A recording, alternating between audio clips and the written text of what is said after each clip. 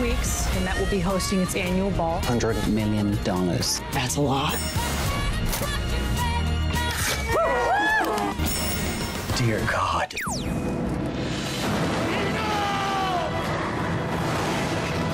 살려주십시오! 당신들은 해줄 수 있잖아요! 이건 살인 사건이야. 이래선 사무실 운영도 못해.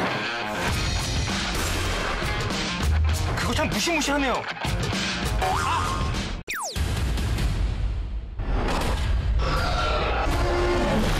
Do you remember the first time you saw a dinosaur? 걔들이 여기 보통 애들인가? 너 도대체 누구야? 내가 다 기억나게 해줄게.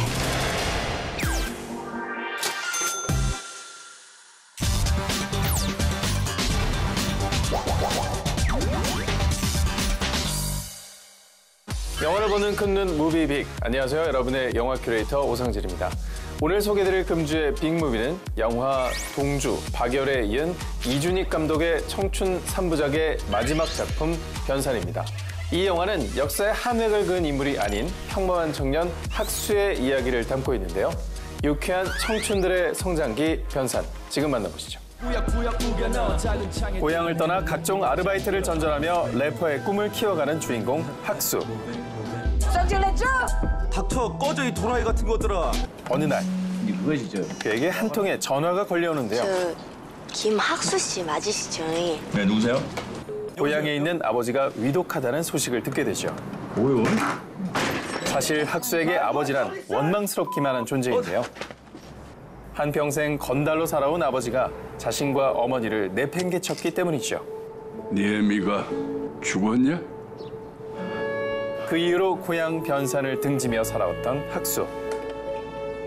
그는 그렇게 아버지를 만나기 위해 죽기보다 싫었던 귀향길에 오릅니다. 어렵게 꺼낸 밥이라도 한 끼. 학수가 고향에 도착하자마자 찾아간 곳은 아버지가 입원한 병원. 그곳에서 그를 짝사랑하던 동창생 선미를 만나게 됐죠. 넌 아는 척도 안 하냐? 국민학교 통장도 몰라보는겨? 학수는 그녀를 보자마자 잊고 싶었던 흑역사를 떠올리게 됩니다. 최선을 다하는 정선미, 네가 여기 왜 있냐? 네가 불렀잖여. 하루라도 빨리 변산에서 벗어나야 한다는 생각뿐인 학수. 그러나 멀쩡하잖아. 고향 친구들과의 술자리에서 예상치 못한 일이 발생합니다. 실례합니다. 나요? 학수가 보이스피싱 용의자로 지목된 거죠. 야, 이놈의 동네 정말 가지가지하네 정말. 동네가 뭔데요? 그렇게 끌려간 파출소에서 전혀 반갑지 않은 인물을 만나게 되는데요. 바로 잘 나가는 지역신문 기자 원준. 그는 학수의 고등학교 시절 국어 교생 선생님이자 학수의 시를 훔쳐 등단한 인물인데요. 이게 어린 놈 학수는 원준의 도움으로 파출소에서 풀려나지만 변산을 떠날 수 없게 됩니다. 그리고 자네는 그 우리가 부른 바로바로 와였어. 자네는 그 진범 제피 떠나면 안 돼요. 그렇게 억지로 눌러앉게 된 변산에서 우연히 첫사랑 미경을 만나게 되죠. 되게 오랜만이다. 그러게. 그러나 그녀는 다름 아닌 원준과 썸 타는 사이. 그럼에도 불구하고 학수는 미경의 마음을 얻어보려 애쓰는데요. 하지만 변산에서 잘 풀리는 일이란 없죠. 자기야. 학수의 또 다른 동창생 용대가 나타나 회방을 놓습니다. 야, 누가 언니 좀 모셔다 들었으면 좋겠는데. 뭘 모셔야 됐어, 가. 과연 학수는 지긋지긋한 고향 변산을 떠나 그토록 원했던 래퍼의 꿈을 이룰 수 있을까요? 영화 변산은 힙합의 트렌디함과 시골마을 변산의 정겹을 잘 엮어내는데요. 두 이질적인 세계에 걸쳐있는 인물, 주인공 학수. 학수를 통해서 20대 청춘들의 고민과 현실을 잘 보여주었습니다. 래퍼로서의 성공을 꿈꾸며 고달픈 서울살이 중인 학수. 6년째 힙합 오디션 프로그램에 출전하고 있지만 형은 메달 말고 개근상 받아가야겠다. 늘 예선의 문턱을 넘지 못하는데요. 왜 안 해? 학수 역은 뛰어난 연기력으로 탄탄한 필모그래피를 쌓아가고 있는 배우 박정민이 맡았습니다. 그는 이번 영화 변산에서 출중한 랩 실력을 뽐냈는데요. 영화에 등장하는 노래의 랩 가사까지 직접 쓰는 열정을 보였습니다. 또 학수를 변산으로 소환시킨 장본인 선미. 네, 잘했어. 그만해 이제. 그녀는 순수하고 풋풋한 문학 소녀의 모습을 보여줬는데요. 선미 역을 맡은 배우 김고은은 친근한 비주얼을 위해 체중을 8kg 가량 늘렸다는데요. 또 어린 시절부터 변산을 떠나지 않은 선미 캐릭터를 사실적으로 표현하기 위해 전라도 사투리 연습에 매진했다고 합니다. 나가 원래 학교 다닐 때 존재감이 없었잖여. 끼넘치는 배우들의 열연은 20대 청춘들의 공감을 불러일으키기에 충분했습니다. 학수의 흑역사 극복기 영화 변산, 금주의 빅무비로 소개해드렸습니다. 그중에서 학수가 자신을 괴롭혔던 흑역사를 정면 돌파하는 장면, 이 영화의 핫신으로 만나보시죠. 영화 변산 속 핫신. 변산에서 부하들을 거느리고 다니며 주먹개나 쓰는 건달 용대. 여보. 야, 와. 응? 와서 잡아가. 왔어. 용대는 학수가 변산에 있는 내내 그를 따라다니며 괴롭히는데요. 괴롭힘을 참다 못한 학수는 용대에게 결투 신청을 하는데요. 야, 니 어디냐? 나 좀 보게. 문자 찍어줄라니까 그걸로 당장 태워라. 뜻하지 않게 선미가 그 길에 동행합니다. 변산의 너른 갯벌에서 만난 두 사람. 필요 없고. 여기서 해묵은 악연을 정리하기로 하는데요. 지는 놈이 깔끔하니 부안 뜨는 거예요. 오케이? 그렇게 시작된 갯벌 위의 싸움. 학수가 선제 공격에 나섭니다. 그러나 숱한 싸움으로 단련된 용대를 당해내기란 쉽지 않은데요. 차마 눈뜨고는 볼 수 없는 광경. 때마침 짜장면과 함께 미경이 등장합니다. 미안, 내가 좀 늦었지. 그렇게 전반전이 종료되는가 싶더니 바로 후반전에 돌입합니다. 다시 시작된 학수와 용대의 주먹질. 이번엔 어디선가 소문을 듣고 변산 초등학교 동창생들이 몰려오는데요.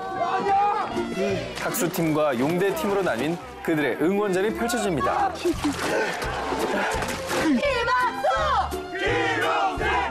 결국 승패는 가려지지 않고 지쳐 쓰러진 학수와 용대.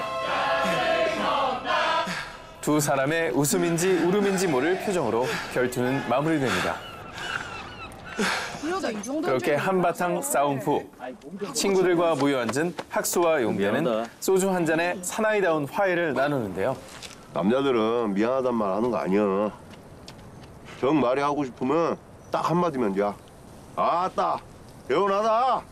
이 장면은 주인공 학수가 자신의 과거에 정면으로 맞서 상처를 극복해 나가는 모습을 잘 보여준 장면입니다. 흔들리는 청춘의 빛나는 성장기 영화 변산, BTV에서 지금 바로 만나보실 수 있습니다.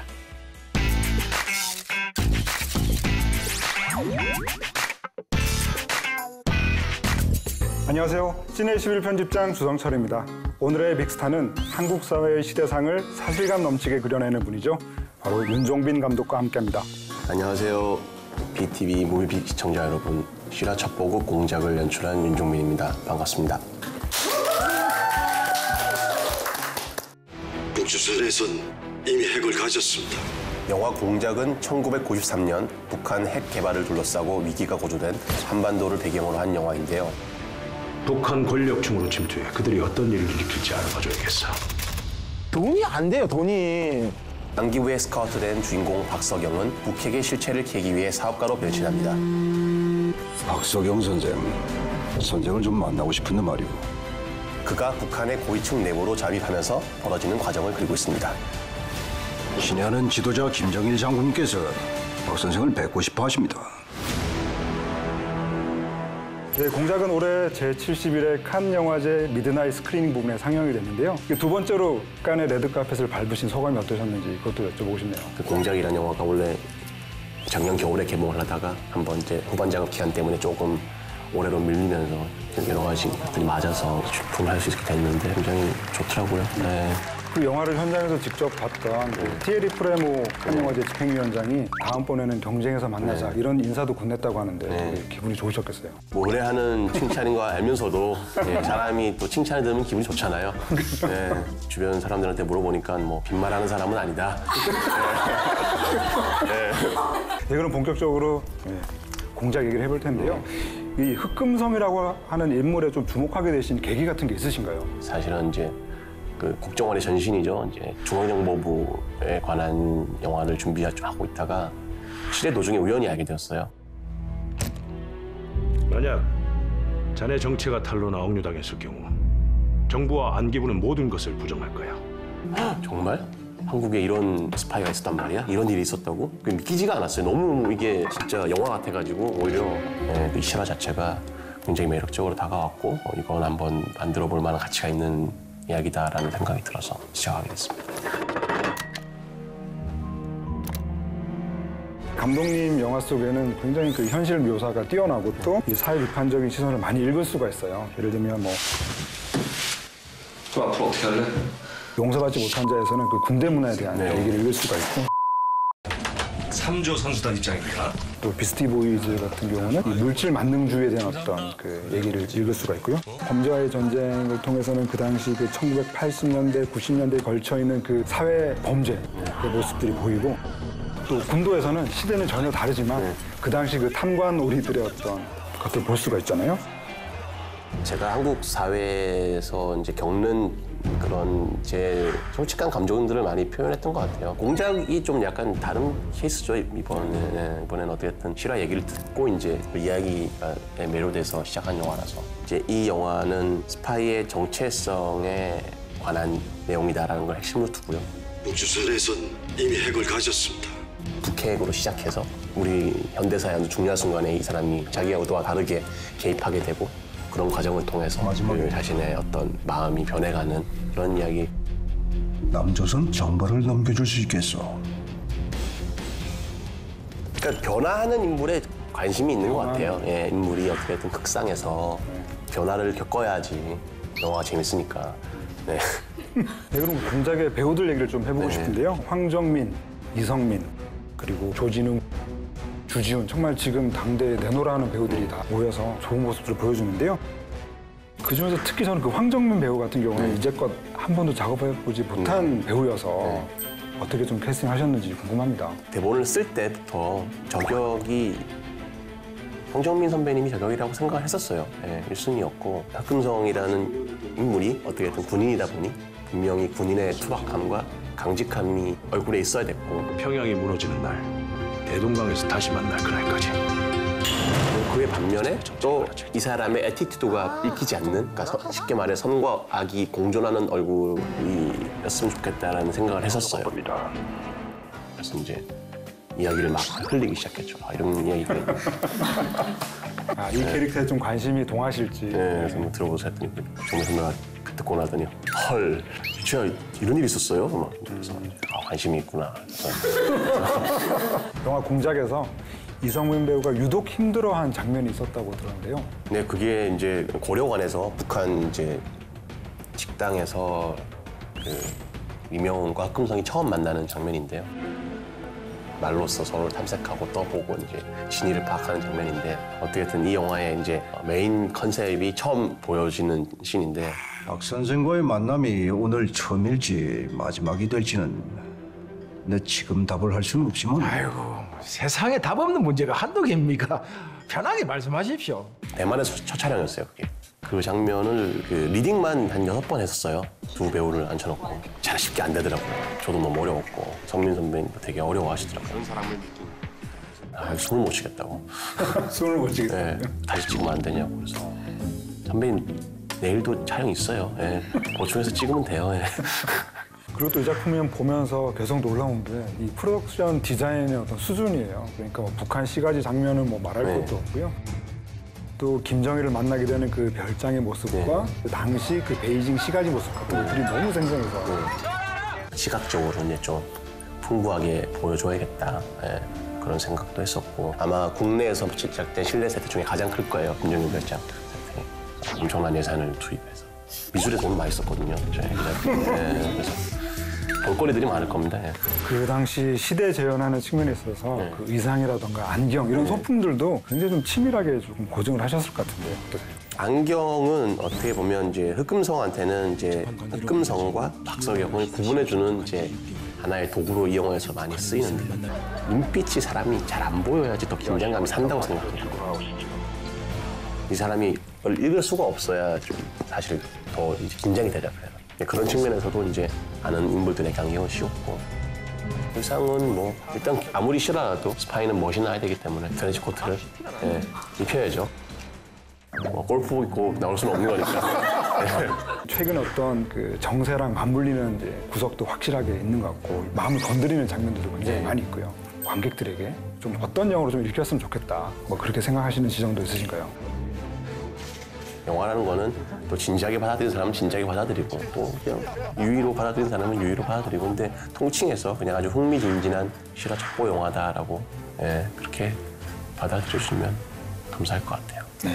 네, 그럼 그 공작이 1990년대 그 한국 사회를 그린 영화였다면은 그 이전 이야기라고 할 수 있는 그 범죄의 전쟁 얘기를 해볼 텐데요. 어떻게 보면 이 영화 속에 등장하는 인물들이 그 마냥 멋있지만은 않거든요.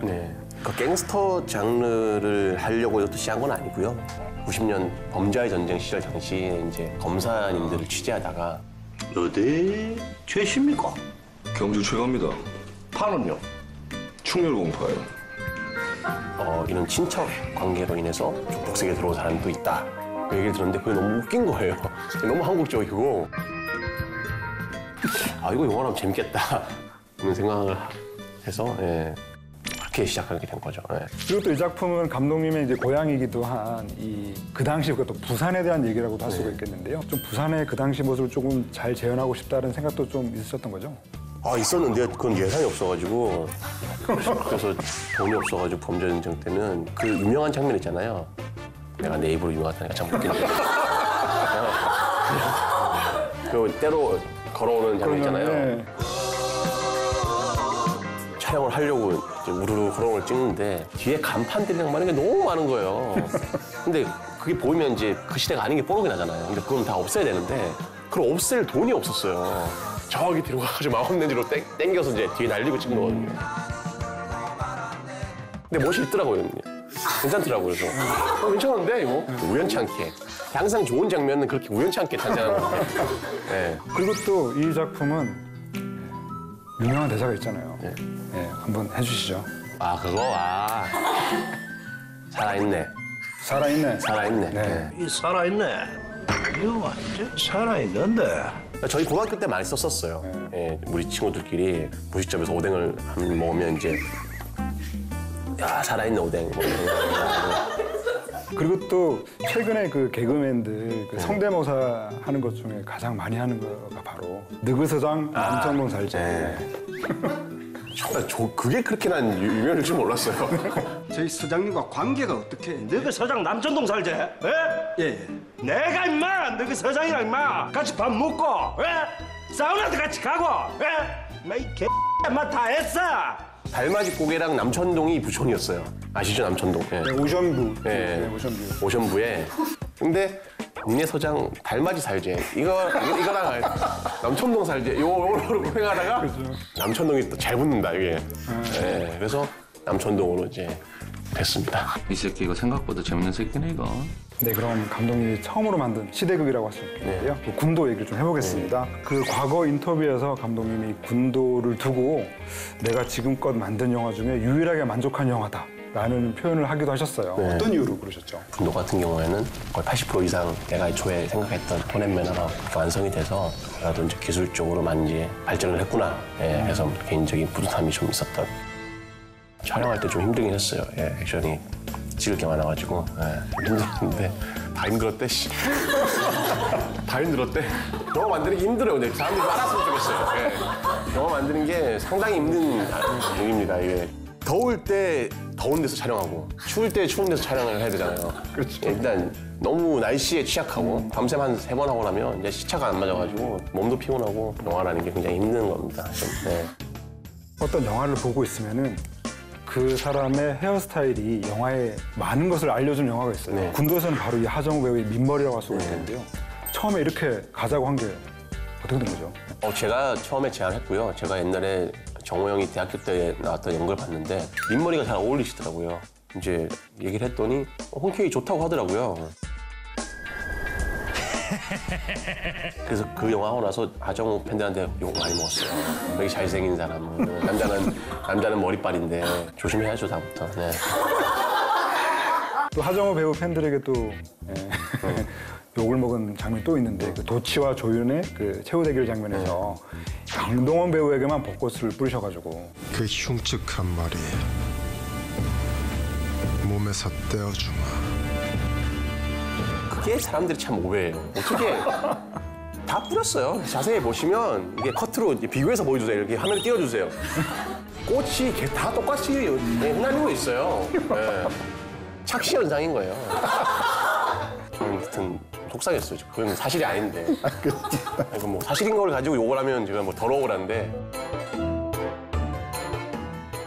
저는 이 군도가 강동원 배우의 정말 새로운 모습을 본 영화였는데요. 그 감독님의 의도가 좀 잘 담겨 있는 이 강동원 배우의 장면을 하나 꼽으시면 어떤 장면일까요? 영화 한 중반부쯤에 그 왜 도적대들이 잠복해 있고 조윤이 이제 말 타고 와서 이제 하는 액션씬 있잖아요.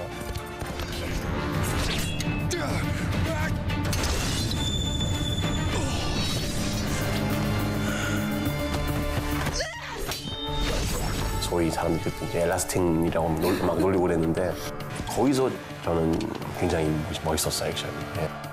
동시에 되게 열심히 했어요. 칼 연습을 되게 6개월 동안 해가지고 잘하고 그리고 실제로. 예. 사실 감독님이 배우로도 좀 출연을 하셨는데 예전에 이승환 감독의 베를린에 출연하셨잖아요. 그때 국정원 현장 분석관으로 출연하셨잖아요. 정보가 전혀 안 뜨는데요? 베를린 그 당시에 홍보 포스터에 나오셨더라고요. 예, 잠깐 나왔어요, 제가. 한석규 배우 옆에. 맞습니다. 분명히 조금이라도 기여를 하지 않았나. 그 장편 데뷔작인 용서받지 못한 자에서는 연출뿐만 아니라 직접 연기까지 하셨잖아요. 할 배우들이 없었어요. 배우들이 안 한다 그랬어요, 그 역할을. 호준, 이병, 허지훈. 군인 역할이니까 머리를 잘라야 되잖아요. 아무도 머리를 잘라는 사람이 없는 거예요. 할 사람이 없어서 제가 머리 밀고 나온 거예요, 그냥. 특히 그 영화 속에서 하정우 배우에게 혼나는 장면 있잖아요. 그 장면 너무 실감났었거든요. 통신부한 CP 이병 허지훈입니다. 무엇을 도와드릴까요? 그러면 도와줄 수가 없어. 너처럼 그렇게 느리게 말을 하면 도와줄 수가 없어. 몇 대 맞을래? 예, 저 한 대만 맞겠습니다. 충분해? 그걸로 될 것 같아? 예, 충분합니다. 알았어. 너무 많이 돌아다녀가지고 유튜브에. 제가 6살인데 이제 크면 이제 다 아빠가 한 걸 다 볼 텐데 그래서 다시는 하지 않을 겁니다. 네. 와이프가 되게 싫어해요. 그래서 사실 앞으로 도전해보고 싶은 역할은 뭐냐라고 묻고 싶었는데 연기는 안 할 거예요. 이제 절대 안 할 겁니다. 이제 잠깐이라도 안 할 거예요. 뭐든 뭐가 됐든. 저희 무비빅스타에서는요 마지막으로 대놓고 PR할 수 있는 시간을 드리는데요. 단 제한 시간이 13초입니다. 하나, 둘, 셋, 시작. 동작은 아주 흥미진진한 실화 첩보입니다. 한국 사람들은 실화를 좋아하고요. 황정민을 좋아하고 조진웅을 좋아하고 이성민을 좋아하고 주진우를 좋아합니다. 꼭 보세요. 됐나요? 네. 알고 보면 머리가 참 좋은 것 같아. 논리적이야 되게. 혹시 지금 좀 이런 시기이긴 하지만 그 차기작 계획 아무 생각이 없습니다 지금. 네, 이제 쉴 거예요. 일단 1년 정도 쉴 거고 너무 힘들었어요 이번에. 오늘의 무비빅스타 윤종빈 감독과 함께했는데요. 긴 시간 함께해 주셔서 감사합니다. 감사합니다. 오늘 소개해드린 윤종빈 감독의 영화들 BTV에서 감상하세요.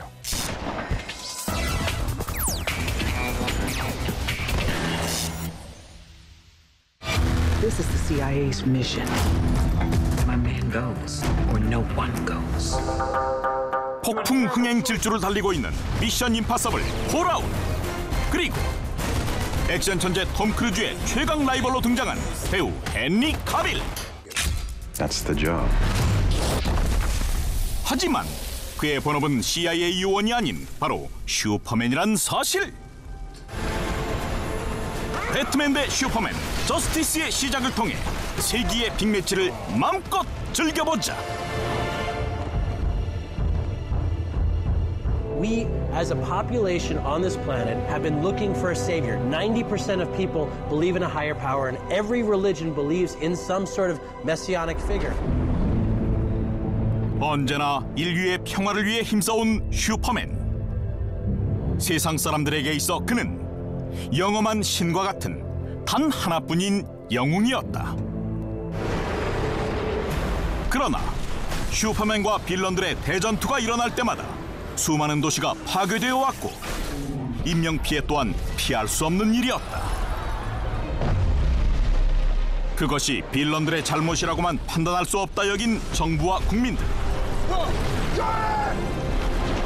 결국 사람들은 슈퍼맨을 인류의 적으로 간주하기 시작한다.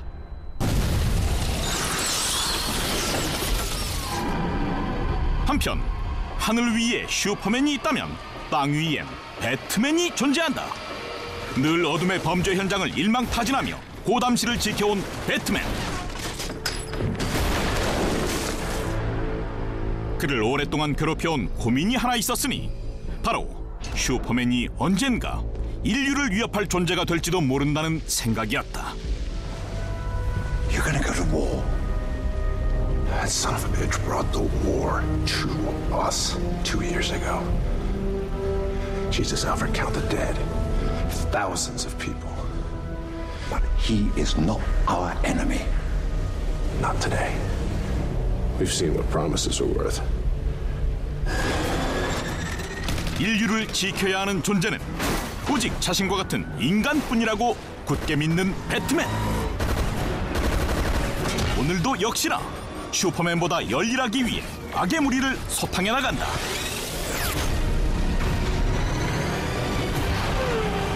한층 업그레이드된 배트모빌을 탄 배트맨은 레이서 못지않은 운전 실력을 뽐내보는데, 그런데 그때 배트맨의 앞에 장엄한 모습 드러내는 슈퍼맨.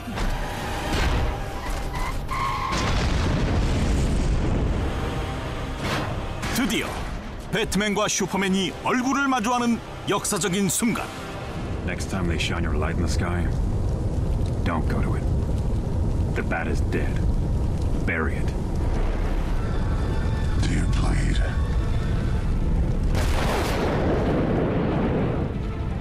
You will. 한밤중에 신경전을 뒤로한 채 한 연회장에서 다시 재회하게 된 두 히어로. Mr. Wayne. Clark Kent, Daily Planet.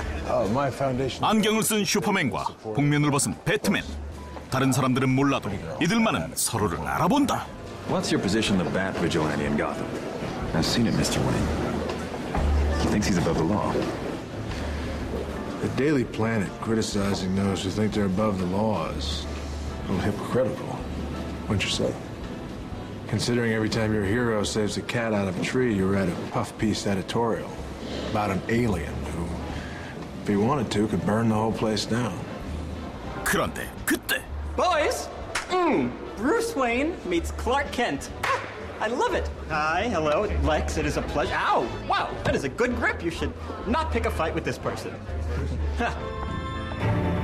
하지만 누구보다 둘이 피 터지게 싸우길 바라는 렉스. 그는 우연히 얻게 된 크립토나이트로 이 세상에 존재하는 모든 슈퍼히어로를 없애고 지구를 정복하려는 꿈을 꾸고 있었다. 그 계획을 실현시키기 위한 렉스의 첫 번째 만행. 슈퍼맨의 정체를 아는 유일한 인물이자 그의 연인인 로이스를 위험에 빠뜨리는 것. Is a straight path. And I believe the straightest path to Superman is a pretty little road. We can call it Lois Lane.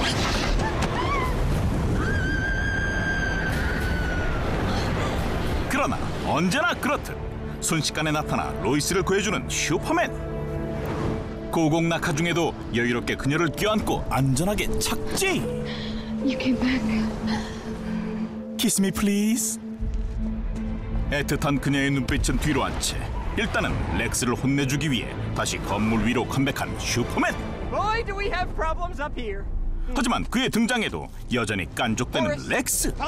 그는 사실 이미 또 다른 만행을 준비 중이었다. And now, you will fly to him.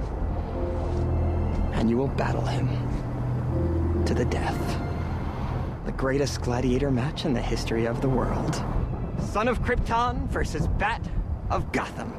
You think I'll fight him for you? Yes, I do. I think you will fight for that special lady in your life.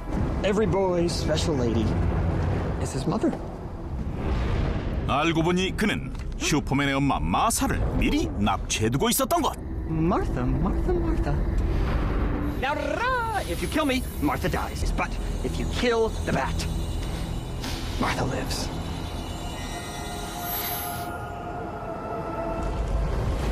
결국 피할 수 없는 대결을 눈앞에 두게 된 슈퍼맨과 배트맨. Well, here I am. 3, 2, 1, action! 드디어 시작된 범우주적 한판 승부. 먼저 슈퍼맨의 강력한 선방.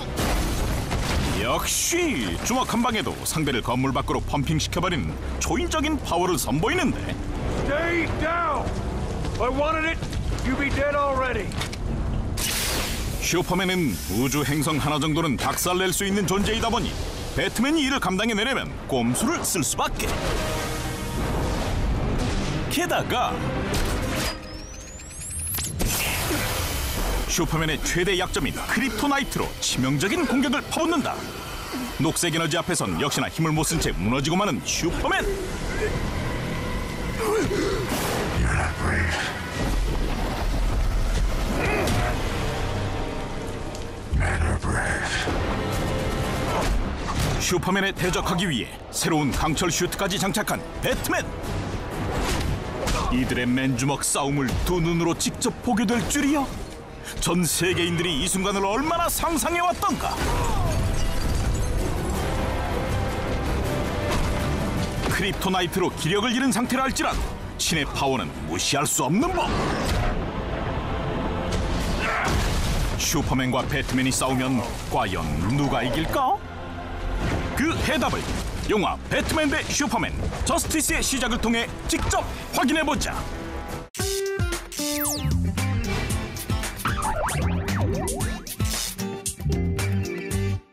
무비빅 시청자 여러분, 안녕하세요.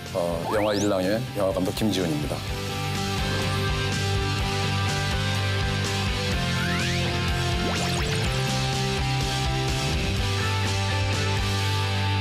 오늘 소개해드릴 저의 버킷 무비는 미국의 거장 마틴 스콜세스 감독과 또 미국의 연기파 배우 로버트 드니로가 만나서 만든 걸작이죠. 택시 드라이버입니다. All the animals come out at night.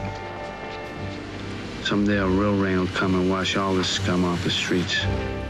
야간 택시 운전사 트래비스. 그는 사회의 악을 쓸어버려야 한다는 고민 때문에 불면증에 시달린 남자입니다. She appeared like an angel out of this filthy mess. 그러던 어느 날 지루한 그의 삶에 천사같이 아름다운 여자 베시가 등장하죠. You gotta be kidding. What? This is a dirty movie.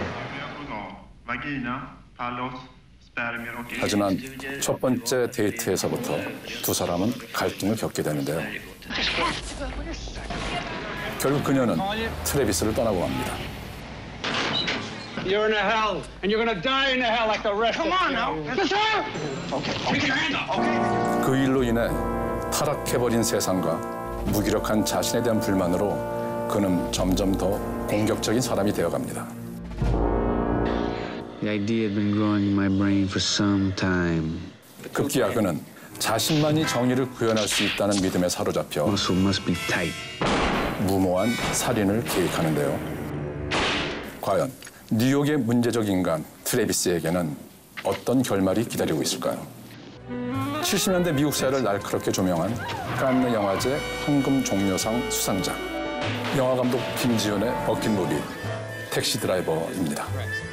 오늘날 현대 미국 영화의 시작은 뉴 아메리칸 시네마서부터인데 뉴 아메리칸 시네마의 정점에 오른 작품이 택시 드라이버라는 생각이 들어요. Loneliness has followed me my whole life. 뉴 아메리칸 시네마는 1969년도서부터 일어난 어떤 미국 영화의 르네상스 같은 시기인데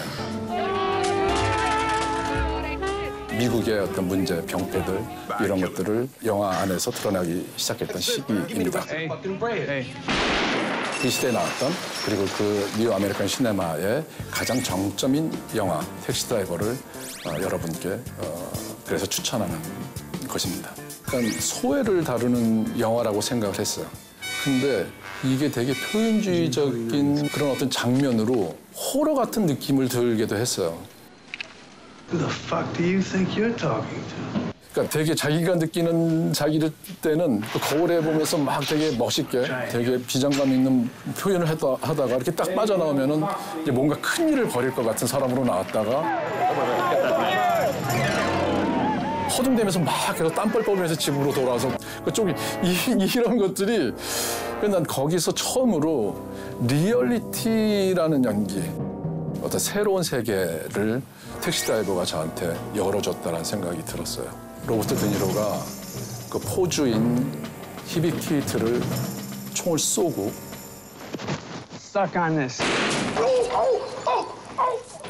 터벅터벅 걸어나와서 어떤 계단인가에 앉아서 묵묵히 생각하는 장면이 있어요. 보통 영화, 액션 영화 같으면 총을 쏘고 다음 동작 액션을 꾸밀 텐데 묵묵히 어떤 생각이 빠지는 로버트 드니로의 연기를 봤을 때 되게 충격이었어요. 뭔가 사람이 운명이 걷잡을 수 없이 추락할 때, 불을 질렀을 때 그 다음에 사람이 멍한 상태가 되잖아요. 속수무책의 어떤 상태. 불가항력의 어떤 상태를 실존적으로 또 너무나 인상적으로 보여줬던 명장면이 아닌가. 비극적인 것들이 이 사람 앞에 소용돌이 치는 어떤 그 순간을 그런 식으로 표현하는 영화는 택시 드라이버가 처음이었어요. 미국 영화가 마블 영화만 있다고 생각하시는 분들, 지금 현대 미국 영화는 바로 택시 드라이버가 정점을 찍은 70년대, 80년대 영화가 사실은 현대 영화의 시작입니다. 그래서 진짜 미국 영화를 보고 싶은 분들한테 택시 드라이버를 추천해 드리겠습니다.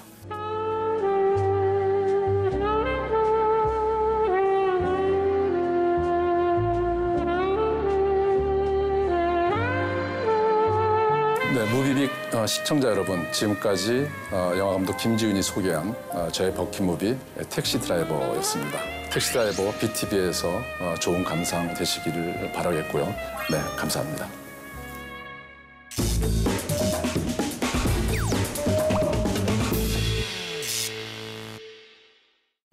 지금 이 순간 당신이 절대 놓치지 말아야 할 영화. 한 번 봐도 다시 봐도 매력이 샘솟는 영화. 소장가치 있는 영화를 취향대로 골라드립니다. 한 가지 주제, 두 가지 시선, 백업무비. 안녕하세요, 오상진입니다. 시내 21 편집장 주성철입니다. 네, 오늘 백업무비 주제는 마블 10주년 어벤져스 인피니티 워 특집입니다. 네, 마블 스튜디오는 2008년 아이언맨을 시작으로요. 2012년 어벤져스, 그리고 2014년 드디어 우주로 갔던 가디언즈 오브 갤럭시를 거쳐서 최근에 개봉한 앤트맨과 와스프까지 무려 20편의 초특급 히어로 무비를 탄생시켜 왔는데요. 그동안 누적된 한국 관객 수가 총 1억 명을 돌파했습니다. 그야말로 대단한 숫자인데요. 그중에서도 가장 독보적인 흥행 돌풍을 일으킨 영화는 바로 어벤져스 인피니티 워입니다. 한국에서만 1,120만 관객을 돌파했다고 하고요. 2018년도 전 세계 박스오피스 1위자를 아직도 굳건하게 지키고 있습니다. 그래서 오늘은 특별히 어벤져스 인피니티 워 단 한 편만으로 백업무비를 진행하려고 합니다. 네, 그렇습니다. 이번 시간은 한 가지 영화 두 가지 시선이 되겠는데요. 자, 그럼 먼저 어벤져스 인피니티 워의 스토리부터 함께 만나보시죠. 아리아, 로버트 다우니 주니어 영화 찾아줘. 아리아, 이 중에서 조슈 브롤린 영화 찾아줘. If he gets all the Infinity Stones, he can do it with the snap of his fingers, just like that. 전 우주를 정복하려는 악당 타노스. 6개의 인피니티 스톤을 차지하기 위해 부하들을 이끌고 온갖 행성을 공격합니다. Evacuate the city. 그런 타노스의 폭주에 맞서 슈퍼히어로들이 총출동하죠. So you've done there's some trouble with your plan. 먼저 어벤져스 군단의 실질적 리더 아이언맨은 스파이더맨과 함께 닥터 스트레인지 보호에 나섭니다.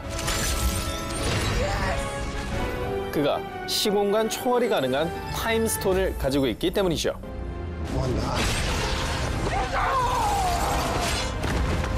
그리고 어벤져스 군단의 정신적 지주 캡틴 아메리카는 마인드스톤을 품은 비전을 지켜내려고 사력을 다합니다. 블랙 위도우와 팔콘 역시 그에게 힘을 더하죠.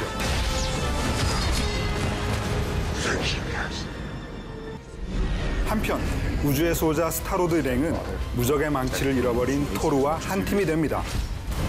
Wait, what kind of weapon are we talking about here? The Thanos killing kind. 그들은 타노스에 대적할 새로운 무기를 탄생시키기 위해 고군분투하는데요.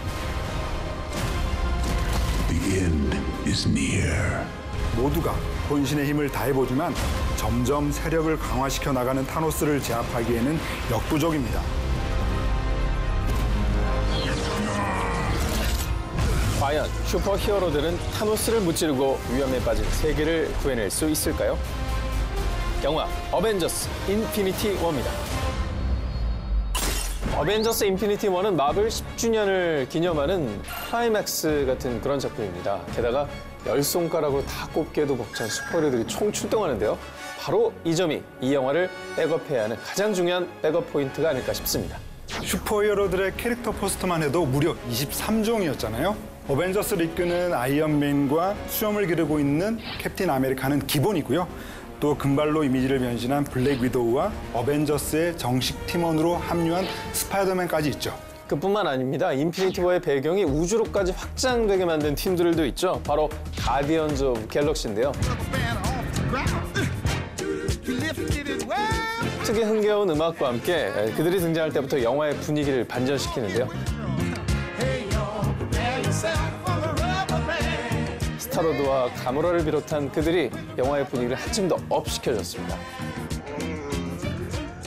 정말 다양한 캐릭터들이 있잖아요. 그중에서 가장 편집장님이 좋아하는 최애 캐릭터는 뭔가요? 네, 제가 방송 직전까지 고민을 거듭했는데요. 네, 아니 무슨 대통령 선거도 아니고. 그래도 역시 제 마음속 최애 캐릭터는 나는 너희 인간들과는 달라라고 얘기하는 토르였습니다. 잘 지냈니? 언제나 강력한 파워와 카리스마를 담당했던 인물이죠. 그런데 이번에는 무적의 망치도 잃고 심지어 한쪽 눈마저 잃은 채로 등장을 하는데요. 심지어 영화 초반에는 타노스 때문에 사랑하는 동생 로키의 목숨까지 빼앗기게 됩니다. 이 누구보다도 암흑의 슬픔을 껴안게 된 인물이어서 더 애정이 갔던 것 같습니다. 네, 제가 가장 좋아하는 캐릭터는 바로 예, 그렇습니다. 바로 그루트입니다. 너무 비교가 돼서. 네. 이거 제가 직접 집에서 이제 공수해온 제 피규어입니다. 네, 저도 돈을 좀 더 썼어야 되는데 정말 망토가 이렇게 울었어. 가디언즈 오브 갤럭시의 등장과 함께 굉장히 많이 사랑을 받고 있는 캐릭터죠. 그루트. 그루트는 극 중에서 온몸을 불사르고 멤버들을 위해 희생했죠.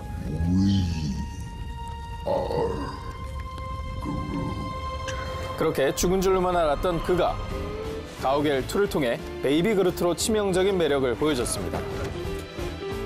그런데 이번 영화를 통해선 조금 더 성장해서 사춘기의 그루트로 새로운 캐릭터를 보여줬죠.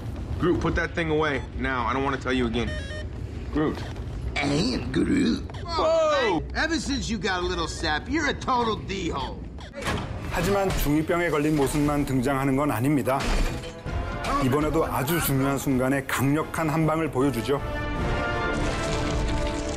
저희 최애 캐릭터 토르의 망치 손잡이를 위해서 그루트는 자신의 한 팔을 기꺼이 내어주었죠. 이렇게 다양한 슈퍼히어로 캐릭터들과 함께 색다른 조합 그리고 강렬한 액션씬을 선보이게 되는데요. 특히나 이전 시리즈보다 더 업그레이드된 수트를 장착한 아이언맨이 타노스의 부하들과 대적하는 장면이 인상 깊었습니다. Hey man, what's up, Mr. Stark? 거기에 스파이더맨까지 합세하게 되죠. 그리고 그들이 우주로 향하게 될 때는 아이언맨이 스파이더맨에게 새로운 수트를 선물하기까지 합니다. Mr. Stark, it smells like a new car in here. 그리고 해외 관객들 사이에서 박수가 터져나온 장면이 있습니다. 바로 수염을 덥수룩하게 기른 캡틴 아메리카가 처음 등장하는 장면이죠. 타노스 부하의 공격으로 비전과 스칼렛 위치가 위험에 빠진 순간 캡틴 아메리카가 어둠 속에서 장엄한 모습을 드러내죠. 이 장면은 마블 히어로 영화 중에서 최고의 역대급 등장신으로 손꼽히게 됐습니다. 네, 이 영화는 마블 역대 최고의 제작비, 그리고 초호화 캐스팅, 그리고 최강 스케일의 액션씬이 가미되면서 최고의 영화로 탄생할 수가 있었는데요. 하지만 그 와중에 적재적소에 배치된 유머도 빼놓을 수가 없습니다. 가오갤 멤버들과 토르의 첫 만남 장면이 가장 대표적일 텐데요. 토르를 질투하는 스타로드를 멤버들이 약올리는 장면. It's like his muscles are made of Katati metal fibers. Stop massaging his muscles. A handsome, muscular man. I'm muscular. But who are you kidding? Well, you're one sandwich away from fat. Yeah, right. It's true. You have put on weight. What? 이번에 드렉스가 맹활약을 했는데요. 그 아이언맨이 그 작전 설명을 하면서 굉장히 진지하게 얘기를 하고 있는데 옆에서 하품을 하고 있죠. Are you yawning in the middle of this while I'm breaking it down? Huh? Did you hear what I said? Stop listening after you said we need a plan. 어떻게 보면 그런 장면들이 이번 작품의 성격을 잘 보여주는 것 같아요. 그러니까 약간 진지한 어벤져스와 약간 삐꿍 무비인 가이드언즈 오브 갤럭시가 만나면서 적절한 유머와 코드를 잘 살려낸 것 같아요. 자, 아무튼 한층 더 업그레이드된 유머와 액션, 그리고 슈퍼히어로들의 환상 케미를 보시고 싶은 분들은 어벤져스 인피니티 워를 꼭 백업해 두시기 바랍니다. 이번엔 제가 어벤져스 인피니티 워의 백업 포인트를 말씀드리겠습니다. 사실 많은 분들이 다양한 슈퍼히어로들의 올스타전을 기대하시겠죠. 하지만 이 작품의 시작과 끝을 장식하고 있는 실질적인 주인공은 바로 타노스입니다. 그래서 타노스의 시점에서 바라보는 어벤져스 인피니티 워가 바로 이 작품의 중요한 백업 포인트라고 하겠습니다. 이 작품의 러닝 타임이 총 149분, 마블 영화 중에 가장 긴 러닝 타임을 기록했다고 하는데요. 어떤 분이 또 대단한 덕후 기질을 발휘해서 모든 캐릭터들의 등장 시간을 각각 또 계산을 했다고 하더라고요. 네, 저도 이제 그걸 보고요. 아, 이런 사람들을 신의 11 기자로 좀 픽업해야 되는 거 아닌가라는 생각이 들 정도로 정말 놀랐는데요. 예를 들어서 그 초반에 뉴욕 센트럴 파크 장면에 등장한 아이언맨의 약혼녀 페퍼 폰스 같은 경우에는 1분 30초만 등장을 해서 하위권에 속해 있더라고요. You don't need that. 반면 가모라는 19분 30초나 등장하게 됩니다. 이번 영화의 가장 또 중요한 키를 쥐고 있던 인물이기 때문에 그렇겠죠. 하지만 이 모든 슈퍼히어로들을 제치고 가장 많은 분량을 차지한 주인공이 바로 타노스라는 사실, 정말 놀랍지 않습니까? 와우! 예, 약 29분으로 영화 전체의 서사를 책임지고 있다고 할 수 있죠. 이 무시무시한 타노스를 연기한 배우가 바로 조슈 브롤린입니다. 그는 노인을 위한 나라는 없다에서 돈가방을 두고 악당과 대결하던 주인공 모스로 강렬한 존재감을 보여준 바 있죠. 또한 최근에는 데드풀 2를 통해서 사연 있는 악당 케이블로 열연을 펼치기도 했습니다. 전작도 훌륭하지만 이번 인피니티 워를 통해서 그야말로 인생 캐릭터 타노스를 만난 게 아닌가 싶습니다. 타노스는 이전 마블 영화에서도 틈틈이 등장을 하면서 자신의 전사를 빼곡히 채워왔는데요. 네. 어벤져스의 마지막 장면에서는 옆모습만 등장을 해서 지구의 위기를 이미 예고를 한 바 있고요. 어벤져스 에이지 오브 울트론에서는 그가 인피니티 건틀렛을 장착하는 모습을 보여줬죠. 그리고 가디언즈 오브 갤럭시를 통해서는 우주를 정복하려는 그의 포부를 드러내기도 했습니다. 그렇게 조금씩 떡밥을 던져놨던 걸 모조리 회수하면서 이번 영화를 통해 첫 등장부터 정말 압도적인 모습을 보여줬습니다. 강력한 힘 하면은 어디에서도 뒤지지 않을 우리 헐크를 단번에 제압하는 모습. 그때부터 관객들은 시작부터 정말 이게 끝이 났구나 라는 절망과 공포심까지 생겨났는데요.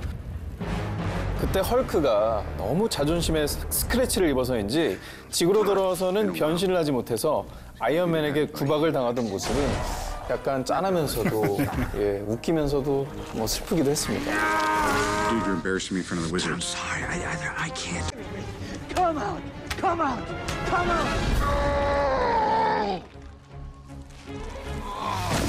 스스로를 벌하면서 이렇게 계속 나와! 나와! 근데 어디 헐크뿐이겠습니까? 이 타노스의 힘은 정말 대적할 자가 없죠. 우주 행성 한복판에서 타노스에 맞서 싸우기 위해 슈퍼히어로들이 힘을 합칩니다. 아이언맨을 시작으로 스타로드와 닥터 스트레인지까지 공격을 퍼붓죠. 또 시공간 초월 능력에 힘입어 스파이더맨 역시 통통 튀는 액션을 선보이는데요.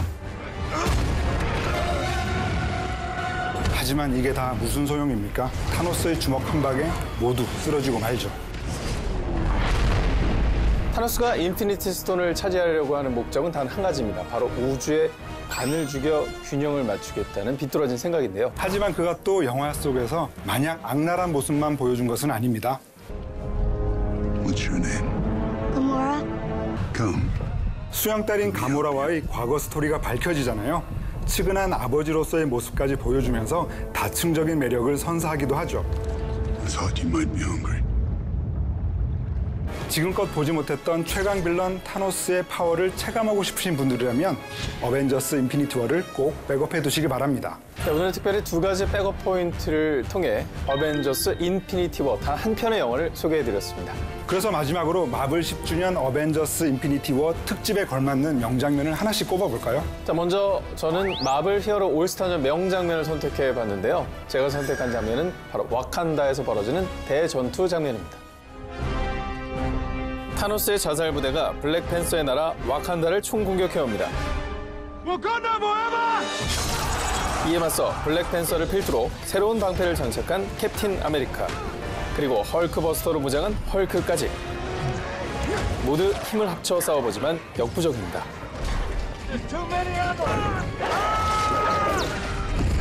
그런데 그때 초강력 망치를 손에 쥔 토르가 구세주로 등장하죠. 마블의 슈퍼 히어로들이 총출동해 혁신적인 스케일의 액션씬을 선보인 히어로 무비의 최고 명장면입니다. 마블 영화가 늘 새롭고 엄청난 액션씬을 선보여왔지만 이번 대규모 전투씬은 정말 마블 10주년에 걸맞는 그 방점을 찍은 명장면이 아닐까 싶어요. 정말 대단한 전투씬인데요. 스포일러상 다 말씀을 드릴 수 없지만 그 전투의 결말이 궁금하신 분들 꼭 BTV를 통해 시청해 주시기 바랍니다. 자, 이번에 저는 어벤져스 인피니티 워에서 주인공은 나야나 타노스 명장면을 꼽아봤는데요. 바로 타노스가 소울스톤을 획득하는 장면입니다. 타노스는 가모라를 협박해 소울스톤을 찾아 나섭니다. Where is the Soul Stone? It extracts a terrible price. I am prepared. 소울스톤의 정체를 아는 자를 따라서 벼랑 끝에 오르게 된 타노스와 가모라. To ensure that whoever possesses it understands its power demands a sacrifice. Of what? In order to take the stone, you must lose that which you love. 가만히 이야기를 듣던 가모라는 타노스를 비웃죠. You failed. And do you want to know why? Because you love nothing. No one. 하지만 타노스는 곧바로 눈물을 흘립니다. 사실 그는 가모라를 친딸처럼 사랑해왔던 겁니다. 그의 마음을 깨닫게 된 가모라는 자결을 선택하죠. I'm sorry, little one. 결국 타노스는 그녀를 벼랑 끝으로 내던져 버립니다. 빌런 타노스의 복합적인 감정이 여실히 드러난 명장면입니다. 단순히 악랄한 것만이 아닌 그래도 눈물을 흘리는 모습을 보여주면서 더 다양한 감정을 가진 캐릭터구나라는 생각이 들긴 했지만 그래도 나쁜 놈이죠. 네, 하지만 명장면이었습니다. 네. 과연 타노스가 6개의 스톤을 모두 거머쥐게 될지 아니면 또 다른 충격적인 반전의 결말이 있을지 영화 어벤져스 인피니티 워를 꼭 백업해 두시기 바랍니다. 자, 오늘의 백업 무비 마블 10주년 어벤져스 인피니티 워 특집으로 이 시간을 함께했습니다. 마블 히어로의 올스타전과 최강 빌런 타노스의 막강 파워. 이 모든 것이 총집합된 어벤져스 인피니티 워. 지금 BTV에서 감상하세요.